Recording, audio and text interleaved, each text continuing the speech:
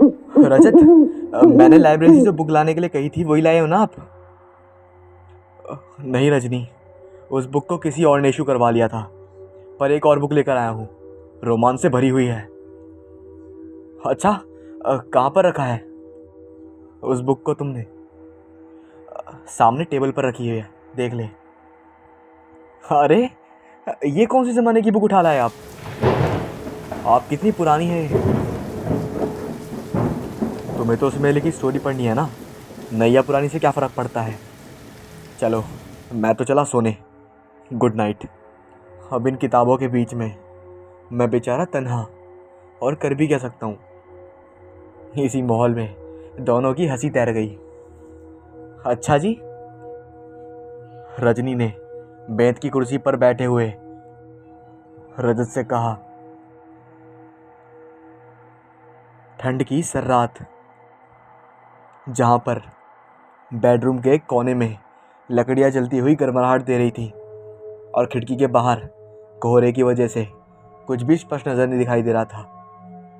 वह घड़ी की ओर देखने लगी तो रात के 12 बज रहे थे। फिर उसने उस पुरानी पुस्तक का पहला पन्ना पलटा, जिस पर किसी तांत्रिक की छाया चित्र बनी थी, जिनके नीचे उसका नाम भी लिखा हुआ था, तांत्रिक नंदादेव। ये पुस्तक दिखने में बहुत पुरानी लग रही थी, पर इसके पन्ने सही सलामत लग रहे थे। रजनी ने हाथों से उलट पुलट कर देखा। उसने उस पुस्तक को पढ़ना शुरू किया। उसमें छोटी सी नोट थी। इस पुस्तक में जिन बातों का समावेश किया गया है वे सब काल्पनिक नहीं है। अब तो ये चेतावनी पढ़ते ही रजनी तो जैसे रोमांच से भर उठी। उसे अपने बचपन से ही रहस्यमय किताब पढ़ने का बहुत शौक रहा है। उसने ना जाने अभी तक ऐसी कितनी किताबें पढ़ रखी हैं, वो भी रात भर जाग कर, जब तक वह खत्म ना हो जाए तब तक। कुछ 50 पन्ने पलटने के बाद इनका 61वां पन्ना कुछ मदहोश करने वाला था, जिस पर अतरंगी चित्रों को देखकर वह बस देखती रह गई। कितना सुंदर दृश्य है। ऐसा लग रहा है जैसे मैं किसी किसी खिड़की से देख रही हूँ। काश काश मैं इस जगह को कभी देख पाती। ये कहकर वह बुकमार्क को वहाँ पर रख देती है और बाजू में रखे गिलास में पानी डालकर उसे पीने लगती है। फिर से बुक में हाथ में लेकर उस चित्र को निहारना शुरू करती है। कुछ ही देर में उसे नींद का आभास होने लगता है और वह अपने को नींद के आगोश में जाते हुए महसूस करती है। सुबह चिड़ियों की चिड़चिड़ाहट से रजत की नींद टूटती है। सर्द मौसम में उठते ही बेड टी का मिल जाना कितना सुखद लगता है, वैसे ही जैसे गुनगुनी धूप में बैठना। रजनी, यार एक कप चाय तो ले आओ। इतना कहने के बाद भी कुछ जवाब नहीं आता है। फिर रजनी को एक बार फिर आवाज देते हुए रजत कहता है, क्या यार रजनी, एक कप चाय ही तो मांग रहा हूँ। वैसे भी आज संडे है यार, नाश्ता थोड़ा लेट कर लेंगे। कोई आवाज़ नहीं आने से वह बेड से उठकर किचन की ओर जाता है, पर वहाँ तो उसे रजनी नहीं दिखाई देती, और ना ही ड्रेसिंग रूम में। बाथरूम में जाकर चेक करता हूँ, क्या पता बाथरूम में हो। अरे, यहाँ भी नहीं है। अरे, बालकनी में भी नहीं है। आखिर गई तो गई कहाँ, वो भी इतनी सुबह सुबह। तभी डोरबेल बजती है। न्यूज़पेपर वाला आया। अपने और रजनी के पेरेंट्स को कैसे बताऊं कि वह घर से गायब हो चुकी है। सोचते हुए वह अपने दोस्त को फ़ोन लगाता है, जो कि घर से थोड़ी दूरी पर ट्यूलिप अपार्टमेंट में रहता है। रजत उसे रात से लेकर सुबह तक की पूरी घटना बताता है। कुछ देर बाद उसका दोस्त के घर पहुंचता है और चाय का मग पकड़ते हुए कहता है, इत्मीनान से मुझे कल की सारी बात बताओ। उसने मुझे लाइब्रेरी से बुक लाने और अब वह घर से गायब हो चुकी है, इस बीच की सारी बातें उस अपने दोस्त को बताई। अरे रजत, कहीं इस घर में कोई बुरा साया तो नहीं है? पता नहीं यार, घर में शिफ्ट होने से पहले हमने पूजा तो करवाई थी। आखिर हमने किसी का क्या बिगाड़ा है जो हमारे साथ ऐसा होगा। मेरे अपार्टमेंट में भी कुछ ऐसे ही है, अलग अलग तरह की घटना हुई थी। तो उन्होंने किसी सिद्धांतरिक का सहारा लिया था। हमें भी फौरन उनके पास जाना चाहिए ताकि ताकि रजनी को सही समय पर ढूंढा जा सके। दोनों कार पार्किंग की और जाते हैं और सीधा शहर से दूर एक आश्रम में पहुंचते हैं जहाँ पर हवन पूजन का कार्यक्रम चलता रहता है। हमें तांत्रिक बाबा से मिलना है। उनके शिष्य कहते हैं वे अभी हवन कर रहे हैं, थोड़ी देर प्रतीक्षा करनी होगी। तब तक कुर्सी की ओर इशारा करते हुए वो लोग उन्हें बैठने के लिए कहते हैं। उस मंदिर के प्रांगण में आलेखित कुछ विशेष बातों को रजत पढ़ने लगता है। कुछ देर बाद वे तांत्रिक बाबा आते हैं। कहो बालक, क्या समस्या आ गई है जो तुम यहाँ तक चले आए? रजत कहता है, मेरी पत्नी रात रात रात सुबह घर। अरे घबराओ मत, धीरे धीरे बोलो जो बोलना है। स्वामी जी, मेरी पत्नी रात को न जाने घर में ही कहाँ गायब हो गई, जबकि मैंने जब सुबह चेक करा तो जो घर का दरवाज़ा था वो अंदर से बंद था। और ऐसा कैसे हो सकता है कि वो घर के बाहर ना गई हो और घर में भी मिल ना रही हो? मुझे इसमें कुछ कुछ पारलौकिक शक्ति का हाथ लगता है। स्वामी जी कहते हैं, चलो मुझे अपने घर ले चलो। वह अपने शिष्य से ज़रूरी सामान की थैली मंगवाते हैं और चारों साथ में रजत के घर की ओर निकल पड़ते हैं। तांत्रिक बाबा दरवाजे पर नींबू काटते हैं। उसे दरवाजे की चौखट के बीचों बीच में रखकर कुछ मंत्र पढ़ने लगते हैं। कुछ समय बाद नींबू का रंग लाल हो जाता है। नींबू काट कर रख देने से ये कैसे लाल हो गया? तांत्रिक जी बताइए। बेटे, यही तो है मुसीबत जो तुम्हारे जीवन में प्रवेश कर गई है। क्या? कल तक तो सब ठीक था। तब तो वह मुसीबत भी कल तक तुम्हारे घर में नहीं आई थी, पर आज है। ये कहकर वह घर के अंदर प्रवेश करते हैं और सभी कमरे में जाकर निरीक्षण करते हुए बेडरूम तक पहुंचते हैं। वहां पर कुछ अलग तरह की तरंगों का महसूस करते हैं। अन्य कमरों की अपेक्षा इस कमरे में मुझे कुछ अलग तरंगें मिल रही हैं। ये कहने के बाद वे आंखें बंद कर लेते हैं और अपनी सिद्धि के माध्यम से रात में हुई बातों को जानने का प्रयास करते हैं। बहुत बहुत बड़ी मुसीबत ने मोड़ लिया है। तुमने इस खूनी पुस्तक को घर में लाकर तुम्हारी पत्नी भी इसी पुस्तक में समा गई है। इसे पढ़ते पढ़ते। क्या बकवास कर रहे हैं आप? कोई किसी पुस्तक में कैसे समा सकता है? बाजू में खड़ा उसका दोस्त उसे समझाता है, अरे बेवकूफ, ये सिद्धांतरिक हैं, अपनी सिद्धि से सब कुछ जान सकते हैं ये। पर रजनी कैसे इस पुस्तक में जा सकती है? इसके लिए ऐसा कैसे? मैं समझा नहीं। बाबा मेरी कुछ समझ में नहीं आ रहा, मुझे बताओ। रजत पागलों की तरह एकदम पेश हो गया था। वो एकदम मेंटली डिस्टर्ब हो गया था। उसका दिमाग अब काम करने से बंद कर चुका था। तभी बाबा ने कहा, तुम्हारे सारे सवालों का जवाब मिलेगा, पर उसके लिए तुम्हें रात के 3 बजे तक का इंतजार करना होगा। तुम्हें भी इस पुस्तक को पढ़ना होगा और उस चित्र के अंदर प्रवेश करना होगा, तभी तुम अपनी पत्नी को बचा पाओगे। रात के बाद तुम उसे कभी वापस नहीं ला पाओगे। मुझे आपकी बातों पर विश्वास नहीं, रजत कहता है। विश्वास तो करना पड़ेगा बालक, ये जगत तंत्र मंत्र और ऐसे ही काफ़ी अनेक साधनाओं से भरा पड़ा है। यहाँ पर सब संभव है। इसके माध्यम से सब कुछ प्राप्त किया जा सकता है। कुछ लोग इसे सर्व कल्याण के लिए उपयोग में लाते हैं और कुछ स्वार्थ से वशीभूत होकर अपना हित कर बैठते हैं। आज रात का इंतज़ार करो। वहाँ जाने के बाद अगर कोई समस्या आती है, उसके लिए तांत्रिक बाबा उसे 2 ताबीज़ देते हैं। इसे वहाँ जाकर तुम पहन लेना और अपनी पत्नी के मिलने पर उसे भी पहना देना। ये कहकर वह तांत्रिक बाबा समझाते हैं। पर बाबा, हम वापस कैसे आएंगे? हम तरंगों के माध्यम से तुमसे बात करेंगे। तुम्हारे वहाँ प्रवेश करने के बाद स्वयं का विवेक भी इंसान को बड़ी मुसीबत से निकाल देता है। वह तांत्रिक अपने बुरे कार्य को अंजाम देने के लिए लोगों के घर जाकर इस पुस्तक को छोड़कर आता था और 51वें पन्ने पर पहुंचकर जो इस चित्र को निहारता था वह उसके आकर्षण में बन जाता था और इस पुस्तक में समा जाता था, जो उसके द्वारा दी जाने वाली बलि होती थी। तुम्हारी पत्नी भी इसी तंत्र मंत्र यंत्र से सिद्ध की गई पुस्तक के द्वारा वहां तक पहुंची है। वह तांत्रिक अभी जिंदा वैसे तो नहीं है, पर उसकी पुस्तक में अभी भी जान है।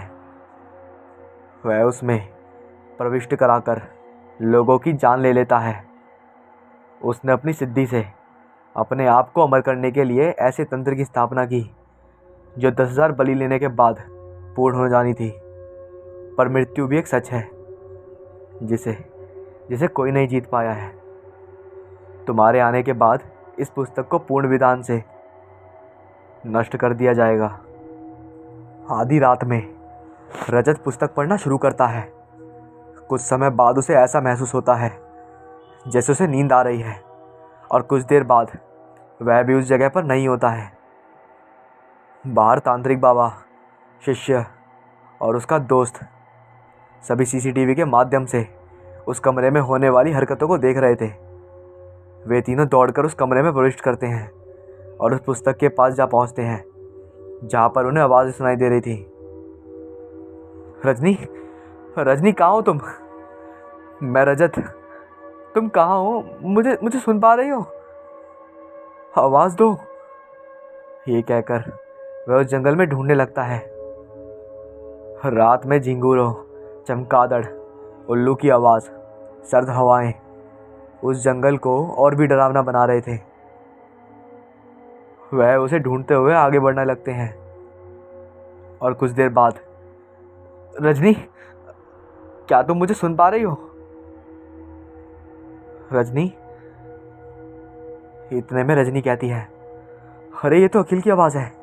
वह उस दिशा की ओर देखती है जहाँ पर रजत की आवाज़ें आ रही थी और वहाँ पर पागलों की तरफ भागती है। वो गिरती दौड़ती वहाँ पर बढ़ने लगती है। रजत, रजत तुम आ गए। अंधेरा छटने लगता है। चिड़ियों की चहचहाहट सुनाई देने लगती है। रजत और रजनी दोनों एक दूसरे के सामने होते हैं। रजत तुम यहाँ? जैसे तुम पहुंची हो वैसे ही मैं भी यहाँ आया हूँ। मुझे माफ़ कर दो रजनी, इन सब का जिम्मेदार मैं ही हूँ। ऐसा मत कहो, मेरी वजह से तुम यहाँ पहुँचे हो। अब हम वापस घर कैसे जाएंगे? तुम पुस्तक के चित्र को देखकर हम यहाँ आए थे। कुछ उपाय जरूर ढूंढ लेंगे। रजनी, वापस अपने घर जाने के लिए दोनों प्यास से तरबतर हो चुके थे। चलते चलते वे एक पहाड़ के पास पहुंचते हैं जहां पर 2 झरने बह रहे थे। एक पर नीला पानी और एक पर सफ़ेद पानी की धार बह रही होती है।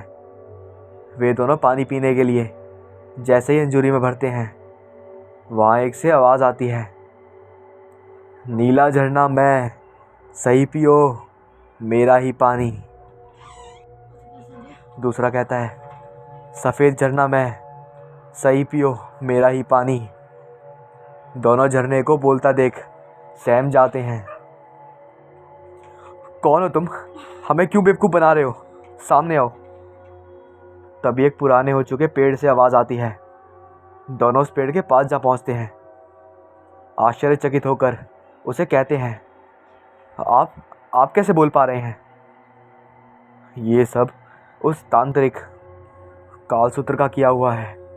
वह मेरा शिष्य था। वह अपने स्वार्थ में अंधा हो गया था, गुस्सैल प्रवृत्ति का था। वह अपनी जिद में अड़ा रहने वाला था। उसे समझाने से कोई बात नहीं समझता था। एक दिन मैंने भी उसे समझाने का यत्न करने लगा, जिसकी वजह से उसने गुस्से में आकर मुझे वृक्ष बना दिया, अपनी स्थिति से बांध दिया। जब मैं रात में विश्राम कर रहा था, मुझसे डरो मत, ये दोनों ही जहरीले पानी हैं। यहाँ पर कुछ कदम की दूरी पर एक कुंड है जिसका पानी तुम दोनों पी सकते हो। उसे मैंने ही सिद्ध किया हुआ है, वह कभी नहीं सूखता। पर बाबा, हम यहाँ से कैसे निकलेंगे? हम पर कृपा कीजिए। अचानक वृक्ष बाबा मौन साध लेते हैं। यह उसका रचा हुआ क्षेत्र है। उसने मुझे नहीं बताया है, पर उसने कहा जिस रास्ते से आएगा उसी रास्ते से वह जाएगा। बाबा को धन्यवाद आभार प्रकट करते हुए वह दोनों अपनी प्यास बुझाने के लिए उस कुंड की ओर बढ़ते हैं और उस कुंड का पानी पीकर अपने आप को राहत पहुंचाते हैं। रजत, मुझे भूख लगी है। हाँ चलो, मैकडोनल्ड से तुम्हारे लिए पिज़्ज़ा और तुम्हारा फेवरेट लावा चॉकलेट ऑर्डर कर देता हूँ, और अपने लिए कोको कोला भी भूलना मत। रजनी कहती है। ये कहकर दोनों हंसने लगते हैं। हंसते हंसते रजनी रोने लगती है। अरे क्यों रो रही हो?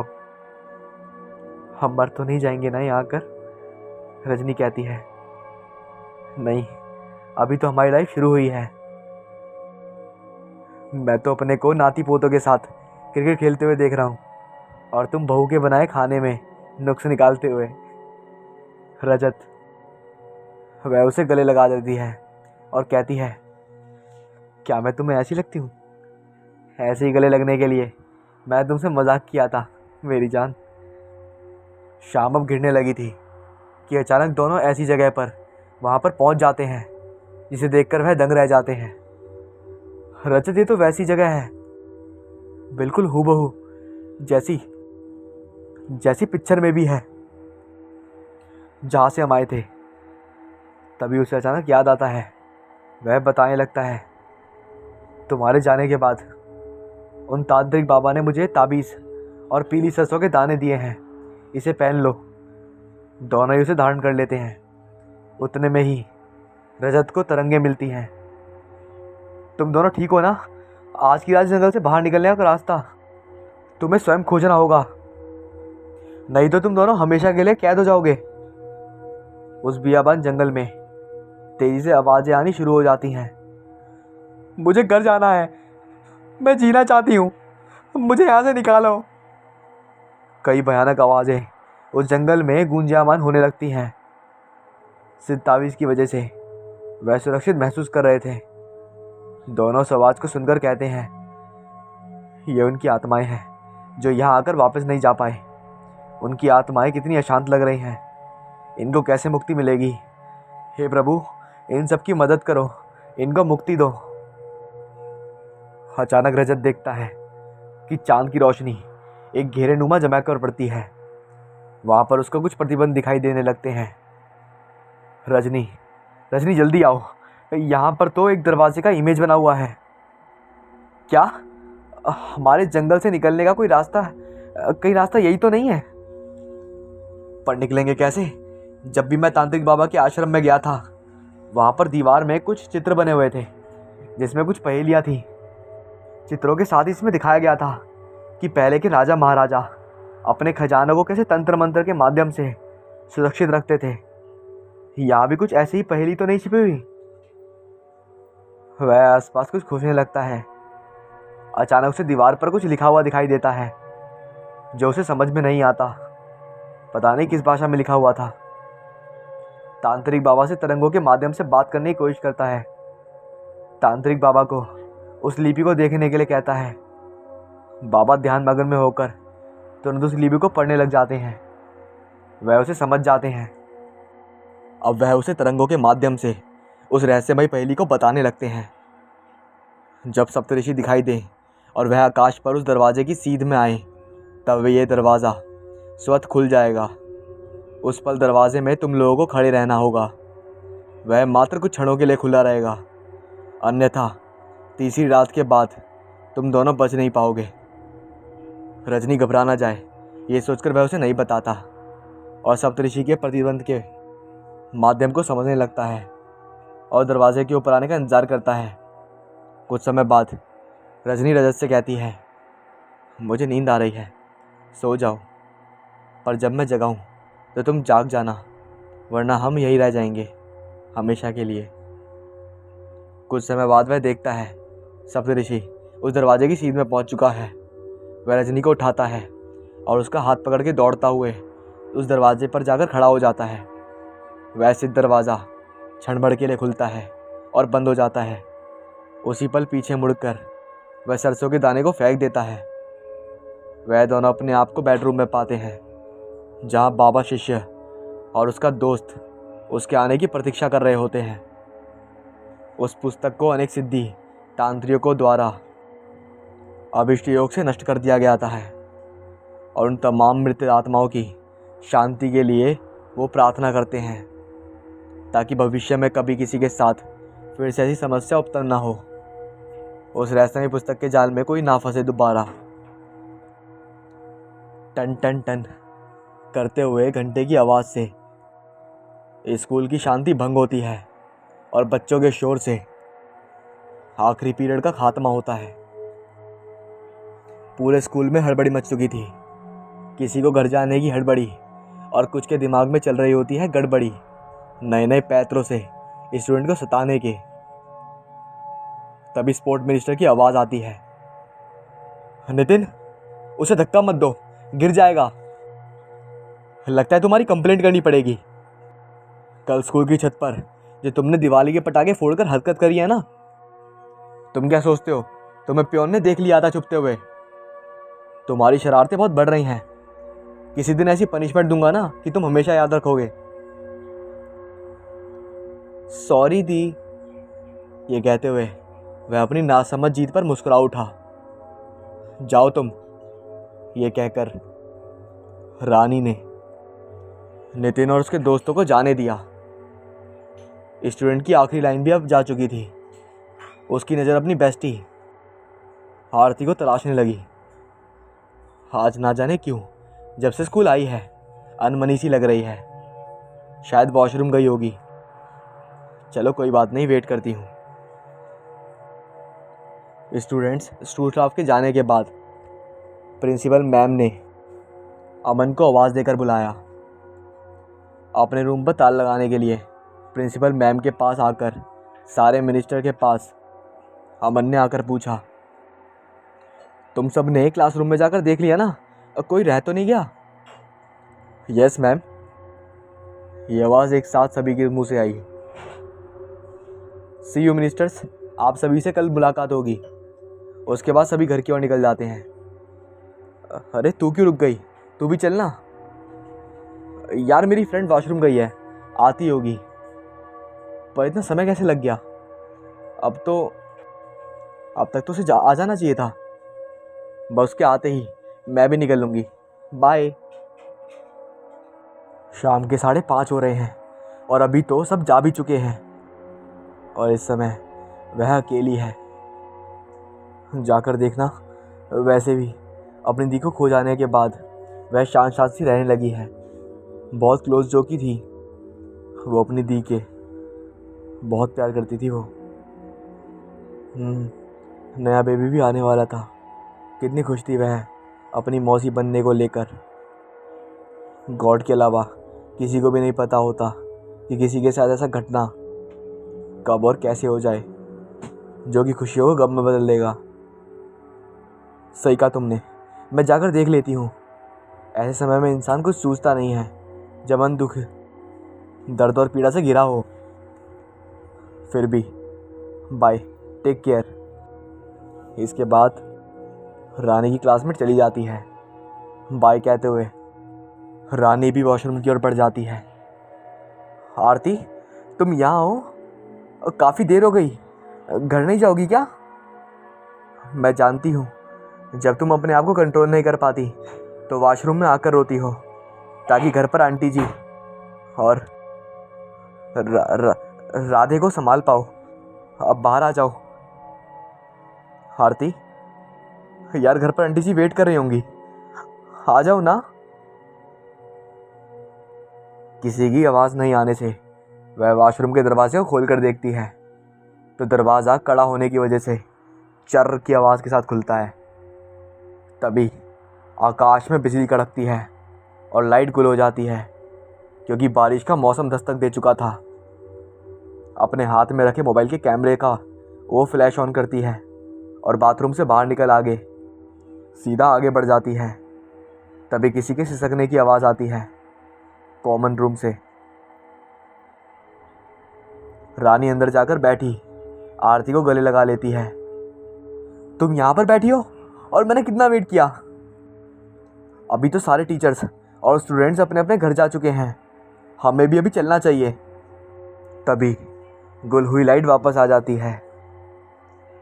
1 महीना हो गया है दी के जाने के बाद। जैसे तुम तो मुस्कुराना भी भूल गई हो। आरती की आंखों को देखकर रानी ने कहा। आरती ने अपने आप को सामान्य करते हुए कहा, थैंक्स यार, उन्होंने मुझे तुम जैसी बहुत अच्छी सहेली दी जिन्होंने मुझसे मेरी दी को छीन लिया। तुम तो जानती हो हमारे घर की शान थी वे। उनके जाने के बाद में टूट गए। 1 ही साल तो हुए थे उनकी शादी को। उनकी ज़िंदगी तो अभी भी शुरू हुई थी, अभी तो बहुत सारी खुशियाँ देखना बाकी था। जीजा जी और भाई दोनों को कौन संभालेगा। अब भाई को तो अपनी मम्मी का प्यार ही नहीं मिल पाया। भोलेनाथ को कितना मानती थी बेचारी। गार्डनिंग का बहुत शौक था उन्हें। बारिश के कुछ पौधे लगवाने के लिए उन्होंने माली को बुलवाया था, पर उनके घर में उनकी वाइफ का पैर फ्रैक्चर हो गया। उन्होंने दी को फ़ोन किया कि वे कुछ दिन तक नहीं आ पाएंगे। दी अपने पसंद के पौधे खरीद कर वहाँ पर लाई थी नर्सरी से। वे ख़राब ना हो जाएं, ये कहकर भाई को जीजा की गोद में देते हुए कहा। 2 दिन हो गए हैं पौधे को लाए, अब तो माली भी 15 दिन तक नहीं आएगा। उनकी वाइफ काम करते हुए गड्ढे में गिर पड़ी। वो किसी पार्क में गई थी पौधे लगाने। अब तो फुर्सत ही नहीं मिल पाएगी मैडम, वो ये कह रहा था। भाई अभी सो रहा है, उसके उठने से पहले मैं सारे प्लॉट लगा लेती हूँ, नहीं तो सूख जाएंगे सभी। जीजा ने रोका भी था दीदी को, ये कहकर कि मैं लगा देता हूँ, तुम भाई के साथ रहो, बस आधे घंटे की बात है। अन्नू के जागने से पहले तक मैं लगा लूँगी। अभी आई मैं, ये कहकर वो अपने गार्डन में चली गई।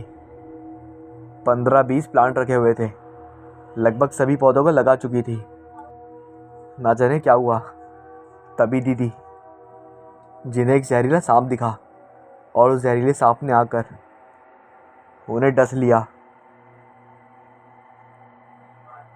उनको कहते हैं उसे काटने से इंसान बच नहीं पाता, उसका जहर तेज़ी से फैलने लगता है। दीदी घर के अंदर आई और लिविंग रूम में ज़मीन पर गिर पड़ी। जीजा जी भाई को सुलाने के लिए बेडरूम में चले गए थे। जब लौट कर आए तो उनके मुंह से झाग निकल रहा था। तभी कामवाली बाई आई भाई को देखने के लिए। दीदी को कार में लेकर हॉस्पिटल पहुंचाया गया। तब तक बहुत देर हो चुकी थी। वहां पहुंचने के बाद दीदी हम सबको छोड़कर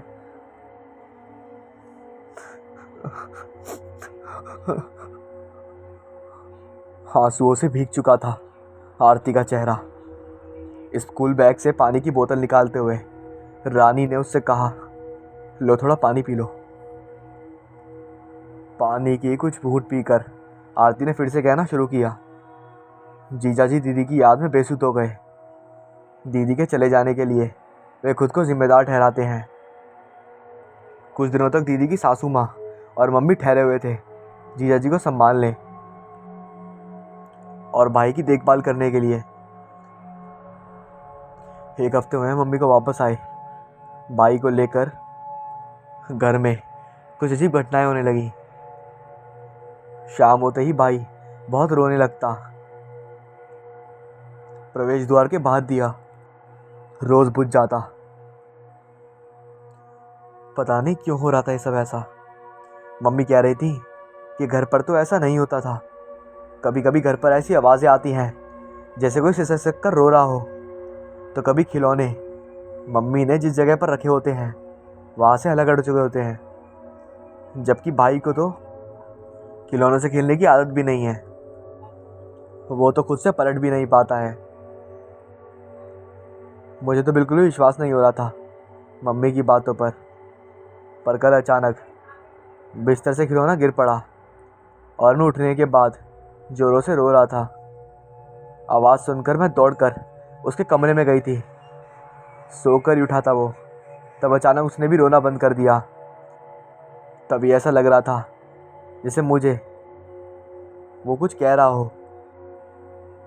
आरती, अब तुम ही ध्यान रखना, और भाई का और मम्मी का साथ मिलकर ध्यान रखना उन दोनों का। कितनी बेबस हूँ मैं, जो अपने बच्चे को अपने गोद भी नहीं ले सकती हूँ। उसके बाद सिसकने की आवाज़ आने लगी थी। मम्मी ने बातों ही बातों में एक आंटी से इसे शेयर किया था। इस बात को उन्होंने पूरी कॉलोनी में फैला दिया कि इनके घर में इनकी बेटी की आत्मा भी रहती है। मम्मी के आने के बाद कुछ लोग उनसे मिलने भी आ रहे थे। अब तो लोगों ने आना भी बंद कर दिया और मम्मी से पूजा करवाने के लिए कह रहे थे। तब किसी की आत्मा किसी का कुछ बुरा नहीं कर रही है, वे तो सिर्फ अन्नू को देखने लाती है। ये बात मैंने मम्मी से कही। क्या सच में ऐसा हो रहा है? विश्वास नहीं हो रहा, पहली बार सुना है ऐसा। पर दीदी कब तक आएंगी? मम्मी पापा गए थे किसी पंडित के पास। उन्होंने उनकी जन्मकुंडली देखी तो बताया कि वह अल्पायु थी। बच्चे का मोह इस संसार से उसे मुक्ति नहीं दे पाया, क्योंकि उसका बच्चा बहुत छोटा है, वह भी दूध पीने वाली उम्र में है। इसलिए आपकी बिटिया को ऐसा लगता है कि उसे उसके पास जाना चाहिए, इसलिए वह रोज़ आती है और तब तक आती रहेगी जब तक बच्चा खुद से खाना पीना शुरू नहीं कर देगा। पर कॉलोनी वालों ने लिफ्ट में भी किसी को महसूस किया, पता नहीं उनका भ्रम है या फिर सच। तब से भी घर आकर मम्मी पापा को फोर्स कर रहे हैं कि आप घर में बंधन करवा दीजिए, नहीं तो आप लोग इस कॉलोनी को छोड़कर चले जाइए। हमें नहीं रहना किसी ऐसी फैमिली के साथ जिनके घर में उनकी बेटी का भूत आता हो। अगर हमारे बच्चों को कुछ हो गया तो इसके जिम्मेदार आप होंगे। ये सब कहकर कॉलोनी वाले चले गए। अभी तो वह सिर्फ 2 महीने का हुआ है। 5 महीने बाद अन्नप्राशन होगा, फिर उन्हें कुछ खिलाकर तभी शायद उसे मुक्ति मिल पाएगी। तब तक मम्मी और पापा जीजा के पास जाने का सोच रहे हैं। और तुम कहाँ रहोगे? फिर इस बार बोर्ड एग्जाम भी तो होने वाले हैं। पागल, तेरी 12th है। रानी चिंता मत करो, माँ ने मासी से बात कर ली है, वे आ जाएंगी 3 महीनों के लिए। वे कल ही आ रही हैं। अब 3 महीने बीत जाते हैं। आरती उससे कहती है, कल मैं जीजा के यहाँ जा रही हूँ, अन्न का अन्नप्राशन है, साथ में दीदी के नाम से शांति पूजा भी रख गई है। 2 दिन बाद हम अनु को लेकर वापस आ जाएंगे। ये एप्लीकेशन मैम को दे देंगे। ठीक है रानी, इसे मैम को दे देना। अच्छा आरती, मैं ये काम ज़रूर कर दूंगी। ये कहकर वह अपनी बेस्टी को गले लगा लेती है। उसके बाद 1 हफ्ते तक आरती स्कूल नहीं आई। रानी, तुम तो कह रही थी कि 2 दिन बाद आ जाएगी, अभी तो 1 हफ्ते होने जा रहा है। कब आ रही है स्कूल? और 2 दिन बाद तो टेस्ट भी होने वाले हैं। जब रानी को क्लासमेट ये कहती है तो वह आरती को कॉल करके ये बताती है। तो आरती रानी से बोलती है, हाँ वो मम्मी की तबीयत थोड़ी नाराज़ हो गई थी, अब ठीक है, मैं कल से आ रही हूँ स्कूल। अच्छा ये बताओ, वापस आने के बाद तुम्हारे घर को लेकर किसी को कोई परेशानी तो नहीं हुई? चिंता मत करो, मम्मी ने सबको बता दिया कि हम शादी पूजा करवाए आए हैं। अच्छा अनु क्या कर रहा है? रानी पूछती है। तो आरती बताती है, अभी वो खेल रहा है। तभी अचानक खिलौने की गिरने की आवाज़ आती है। फिर आरती बताती है, बड़ा हो गया ना अब, वह इधर उधर बिस्तर पर घूम लेता है, अब बहुत क्यूट है वो। आना किसी दिन तुम, अपनी एक प्यारी मासी से, प्यार के इंतज़ार में वो भूखा है। चलो फ़ोन रखती हूँ मैं, अभी वो किनारे पर गया है, कल मिलते हैं। ठीक है, बाय एंड टेक केयर।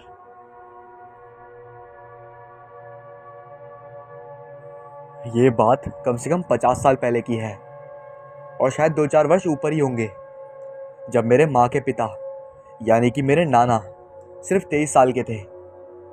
वैसे तो उनके ब्याह को पूरे 5 वर्ष बीत चुके थे, लेकिन 5 साल पहले मेरी नानी सिर्फ 10 वर्ष की थी, और अब जब 15 वर्ष की हुई तो उनका गौना कराने के लिए मेरे नाना अपने 2 दोस्तों के साथ अपने ससुराल यानी कि चारखरी गए थे। शायद वे अपने ब्याह के बाद दूसरी बार ही चारखरी आए हुए थे। यहाँ आकर पता चला कि यहाँ पर विदाई का मुहूर्त 5 दिन बाद का निकला है। ठीक 2 दिन बाद अमावस्या थी, और इस बार अमावस्या भी कुछ खास ग्रह नक्षत्र में पड़ रही थी, जो पूरे 30 साल बाद का योग बना था। और इस अमावस का असर अपशगुन की दृष्टि से काफ़ी खतरनाक था। कहते हैं कि इसका असर 1 दिन पहले से शुरू हो जाता है और 1 दिन बाद तक रहता है। इसलिए 4 दिन के बाद 5वें दिन ही विदा का मुहूर्त निकला था, क्योंकि वह पहली बार अपनी ससुराल में आए थे, तो पूरे दिलो जान से उनका स्वागत संस्कार हो रहा था।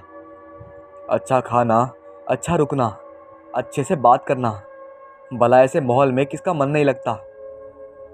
नाना ने मन बना लिया था कि उन्हें पूरे 5 दिन तक यही रहना है।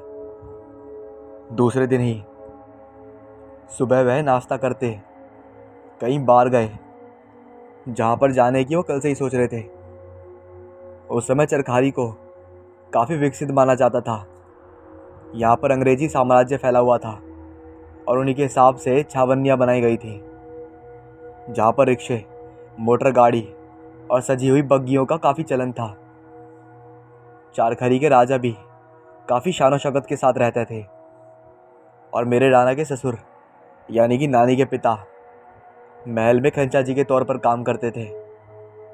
उनका काम था खजाने और महल के खर्चों का हिसाब जोड़ना, क्योंकि हम लोग कार्यस्थ थे और पहले जाति और वर्ण का बहुत भेद था, और उसी हिसाब से सबको उनके काम दिए जाते थे। फिर एक कहावत भी है कि कायसत कलम के एक धनी होते हैं, तो बस इसी को देखते हुए मेरे नाना को भी वहाँ पर एक काम सौंपा गया था। सभी लोग नाश्ता कर चुके तो नाना ने अपने 2 दोस्तों के साथ घूमने की इच्छा सबके सामने रखी। भाई, नाना वहाँ के दामाद थे, पहली बार गए थे, तो उनके लिए एक बग्गी तैयार करवाई गई, और बग्गीवान के साथ वो तीनों घूमने के लिए चले गए। बाग बगीचे, महल, अमरूद के बगीचे, सब कुछ देखने के बाद जब वहाँ का सबसे खूबसूरत और प्रसिद्ध चीज़ जो थी वहाँ का तालाब, तो बग्गीवान ने बग्गी तालाब की तरफ ले ली। वह बग्गी को जल्दी तालाब के किनारे से निकालने वाला था, लेकिन तालाब की खूबसूरती देखकर नाना ने उसे वहाँ रुकने के लिए कहा।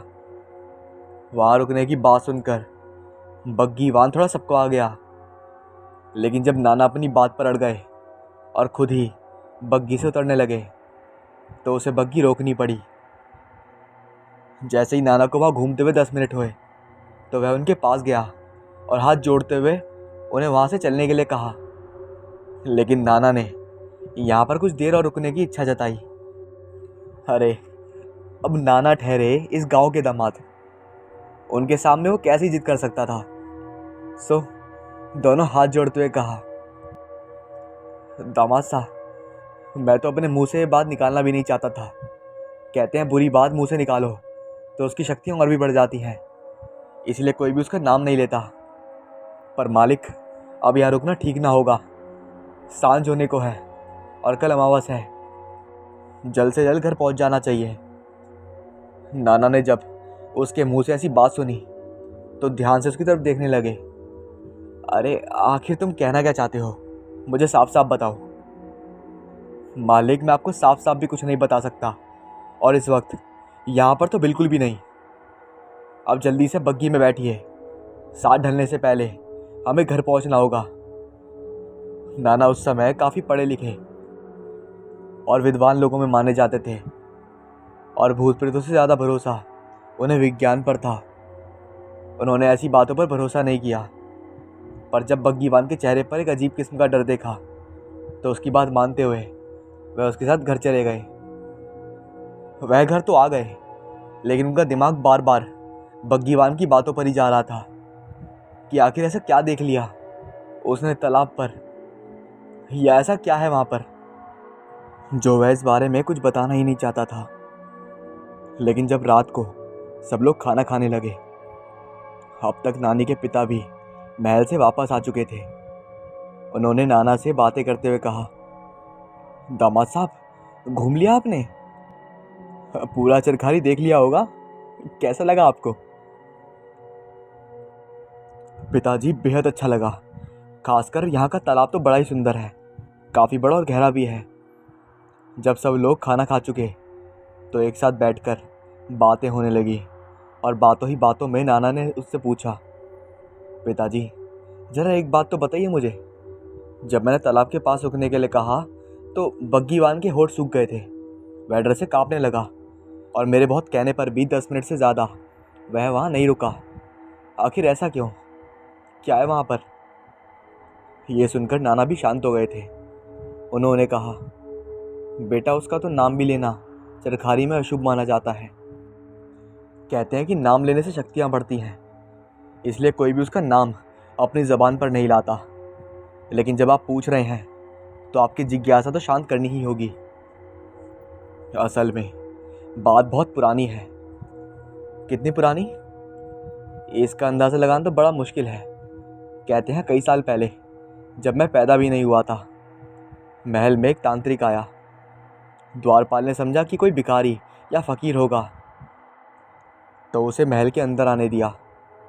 जब वह महल में आया तो उसने राजा और राजकुमार से जुड़ी कई बातें राजा के दिमाग में डाल दी। राजा को भी उसकी बातों पर विश्वास हो गया। धीरे धीरे वह महल में अपनी जगह बनाता गया। उसको महल में आए काफ़ी दिन हो गए थे। राजा पूरी तरह से उसके बस में हो चुका था। वह अपनी शक्तियों से नई नई चीज़ें बनाकर राजा को प्रसाद कहकर खाने के लिए देता और राजा वैसा ही करते जाते।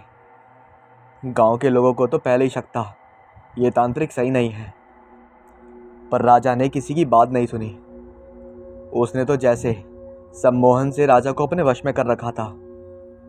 आखिरकार एक दिन राजा प्रसाद खाना भूल गए, पर उन्हें नींद नहीं आ रही थी, तो वह उठकर अपने अध्ययन कक्ष में गए। रात को किसी आहट से उनकी नींद खुली। जहाँ से आवाज़ आ रही थी वह उस तरफ गए। उन्होंने एक कदम बढ़ाया तो फिर उनके कदम बढ़ते गए। आखिरकार वह उस कमरे तक पहुंच गए जिसमें उन्होंने तांत्रिक को रुकवाया था। दरवाज़ा अंदर से बंद था, पर कमरे की आवाज़ें बढ़ती जा रही थी। बहुत कोशिश करने के बाद ऊंचाई पर बने हुए एक झरोके में राजा ने कमरे के अंदर झांका तो देखा कि वह तांत्रिक राजा की रानी के साथ लिप्त था। ये देखकर राजा की आंखों में खून उतर आया। गुस्से के मारे थरथर उनका शरीर कांपने लगा। फिर जब उन्होंने और ध्यान से देखा तो पाया कि रानी होश में नहीं थी। उन्हें इस बात का एहसास ही नहीं था कि उनके साथ क्या हो रहा है। वह पूरी तरह से मूर्छित अवस्था में थी। जब तांत्रिक का लक्ष्य पूरा हुआ तो उसने तमाम तरह के आडंबर करते हुए अपने हाथों से रानी को बिल्कुल पहले की तरह सजा संवार कर अपनी गोद में उठाया और जाकर उनके शयन कक्ष में लिटा दिया। राजा ये सब कुछ चुपचाप देख रहा था। वह समझ चुका था कि ये सारी बातें रानी की समझ से परे हैं, और अब उन्हें एक एक बात याद आने लगी थी कि कैसे सोने से पहले वह तांत्रिक राजा को कुछ खिलाकर गहरी नींद अवस्था में भेज देता था। राजा क्रोधित हो गए। उनका खून खौल उठा।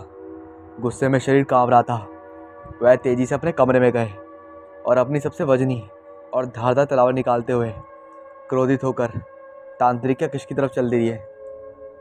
ये देखते हुए कुछ पहरेदार भी राजा के पीछे आ गए। सभी जानना चाह रहे थे कि आखिर हुआ क्या है, पर राजा ने गुस्से में थे कि उन्होंने किसी को उत्तर देना सही नहीं समझा।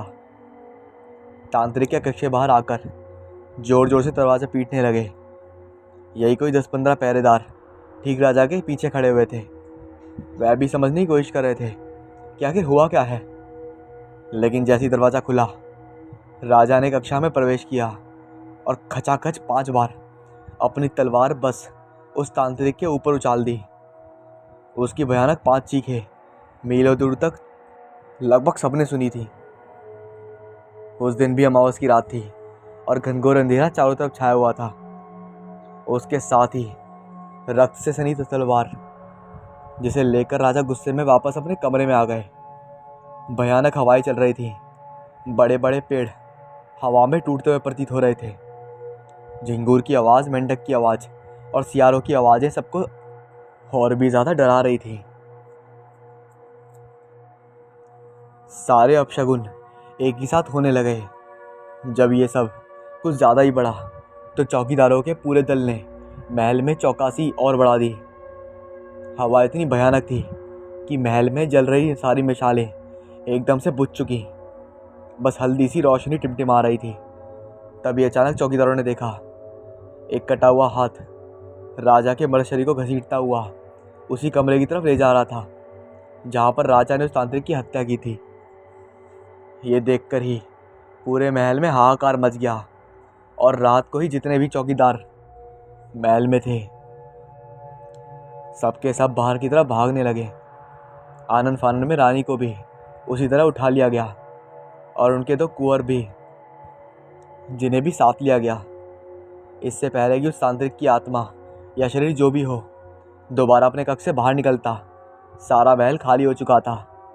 लेकिन जैसे ही महल के द्वार बंद करने लगे तो देखा कि अंदर ददोदसियाँ और थी जो शायद किसी गुप्त कक्ष में थी, इसलिए कुछ देर बाद बाहर आ पाई। मुख्य द्वार पर खड़े लोग जोर जोर से आवाज़ देकर उन्हें पुकार रहे थे, लेकिन इससे पहले वह बाहर आती एक अनजानी शक्ति ने उन्हें भी खींचकर तांत्रिक के कक्ष में पहुंचा दिया। बाहर खड़े सभी लोग अपनी आंखों से देख रहे थे, लेकिन किसी की भी हिम्मत नहीं हुई फिर कोई अंदर जा सके। इसी के साथ मुख्य द्वार को भी बंद कर दिया गया। पूरी बात सुनकर नाना जी ने कहा, हाँ हाँ पिताजी, पर तालाब का उस तांत्रिक से क्या लेना देना? तालाब पर जाने के लिए क्यों मना किया जाता है? हाँ हाँ बेटा, मेरी बात पूरी तो होने दे। दूसरे दिन आसपास के लोगों ने बहुत बड़े और जाने माने तांत्रिकों को यहाँ पर बुलाया। आखिर महल को ऐसे कैसे बंद रहने देते? ये भी तो था, सब कुछ तो महल के अंदर ही था। एक साथ 5 तांत्रिक महल के अंदर गए। उन्होंने सब कुछ खाना तलाशी ली और पता नहीं क्या क्या किया। बहुत देर बाद वह एक बड़े से कक्से के साथ महल से बाहर निकले, जिसको मोटी जंजीरों से बांधकर उस पर बड़े बड़े ताले लगाए गए थे। वह बक्सा इतना भारी था कि 50 लोग भी उसे बड़ी मुश्किल से उठा पाए थे। तांत्रिकों ने मंत्र क्रियाओं के द्वारा उस बक्से को तालाब में फेंकवा दिया। उस दिन के बाद यहाँ के तालाब में कोई भी नहाने नहीं जाता। हाँ, यहाँ से सिंचाई की जाती है, नहरों द्वारा पानी भी बाहर निकाला जाता है, लेकिन तालाब के अंदर प्रवेश करने की सख्त मनाही है। मेरे नाना जी ने फिर सवाल किया, पर पिताजी आखिर तांत्रिक ने कुछ बताया नहीं, ऐसा कैसे हो सकता है? अरे कुछ बताया तो होगा कम से कम कि अंदर उन्होंने क्या देखा और वह पड़ी लाशों का क्या हुआ। मेरा मतलब राजा की और दासियों की लाशें कहाँ गईं? क्या उनका अंतिम संस्कार नहीं हुआ था? पिताजी कुछ कहने ही वाले थे कि मेरी नानी की माँ, जिन्होंने आकर उन्हें बीच में ही रोक दिया कि आज अमावस का सूतक शुरू हो चुका है, आप क्यों जानबूझकर उस शैतानी शक्ति का नाम ले रहे हैं? अरे फिर कभी सुना देता। रात होने को है और थोड़ी देर में अमावस भी लगने वाला है। और पिताजी ने सच में अपनी बातें वहीं ख़त्म कर दी। जब कमरे से बाहर जाने लगे तो एक बार वापस कमरे में आए और नाना जी की तरफ देखते हुए बोले, दामाद बाबू, जो भी बातें हुई उन्हें दिमाग में ना रखना, भगवान का नाम लेकर सो जाना, डर नहीं लगेगा। पर नाना ठहरे वैज्ञानिक सोच वाले, भला इतनी आसानी से कहाँ डरने वाले थे। उन्होंने सोच लिया था कि वह बात की जड़ तक पहुंचेंगे। आखिर क्यों उन्हें इस तरह तालाब जाने से मना किया गया है? अब तो चाहे कुछ भी हो जाए, वह अमावस की रात को ही तालाब पर जाएंगे। आखिर वह भी तो देखें कि इस विज्ञान के युग में और कौन कौन सी शक्तियाँ होती हैं। नाना उस रात तो सो गए। दूसरे दिन भी पूरी दोपहर उन्होंने मुश्किल से काटी और वह आसपास के लोगों से जानने की कोशिश करते रहे कि आखिर उस रात महल में हुआ क्या था। दिन खत्म हुआ, सांझ ढल गई और धीरे धीरे रात भी हो गई। अमावस की काली रात के 11 बज चुके थे। उस समय कुछ चौराहों पर इक्का दुक्का मसाले लगाई रहती थी, जो कभी जलती थी तो कभी बुझी पड़ी रहती थी। नाना ने खिड़की से बाहर झाँका तो हर तरफ खामोशी थी। सुनसान गलियां, वीरान सड़कें और अपने घरों में दुबके हुए लोग। अमावस की रात तो यहाँ के लोगों के लिए किसी डायन, चुड़ैल, पिशाच की तरह होती थी, जिससे लोग बुरी तरह भयभीत रहते थे। नाना को आश्चर्य हो रहा था कि आखिर एक कहानी के बलबूते पर लोग इतने भयभीत कैसे हो सकते हैं। उस रात जो भी हुआ, आंखों से तो किसी ने भी नहीं देखा था, फिर कैसे उस पर विश्वास कर सकते हैं। ये सारी बातें सोचते हुए नाना ने अपने दोनों दोस्तों को साथ लिया और तालाब की ओर चल दिए। जिस कमरे में वह ठहरे हुए थे उसमें एक पीछे भी दरवाज़ा था जो बगीचे की तरफ खुलता था। तो बस उसी दरवाजे से चुपचाप निकलकर वह तीनों उस कानी गली रात में पैदल ही तालाब की तरफ जाने लगे।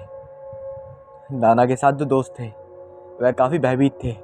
उन्होंने मना भी किया कि हमें वहाँ नहीं जाना चाहिए, पर जब नाना अकेले जाने के लिए तैयार हो गए तो फिर उन दोनों ने भी मजबूरी में उनके साथ जाना तय कर लिया। जब वह तालाब की तरफ बढ़ रहे थे, एक अनजाना से डर उनके मन में बढ़ता जा रहा था। ऐसा लग रहा था जैसे कोई शक्ति उन्हें खींच रही हो। उनके लड़खड़ाते कदम खुद ब खुद तालाब की तरफ बढ़ते जा रहे थे। इतनी अंधेरी रात में तीनों को ठीक से रास्ता भी नहीं दिख रहा था, क्योंकि सभी पहली बार ही चरखारी आए थे। फिर भी उन्हें महसूस हो रहा था जैसे कोई उन्हें उस तरफ धकेल रहा हो। जाते जाते अचानक कोई चीज़ इन तीनों ने से टकराई। जब पूरी तरह पंख फड़फड़ाने की आवाज़ आई तो देखा काफ़ी ज़्यादा बड़ा उल्लू इनको छूकर उड़ता हुआ पीछे की तरफ चल गया। तीनों की एक साथ ही एक भयानक चीख निकल गई। तभी किसी चीज़ की आवाज़ सिर जाते। इसके आगे की कहानी आपको कल सुनने को मिलेगी।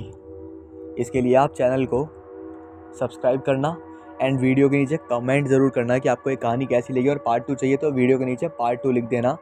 मैं आपको पार्ट 2 का लिंक, अगर आप वैसे पहली बात तो कल आ जाएगी, लेकिन अगर आप नए व्यूवर हो तो आपको पार्ट 2 का लिंक मैं डिस्क्रिप्शन में दे दूँगा। ठीक है, आ गया होगा, देख लेना।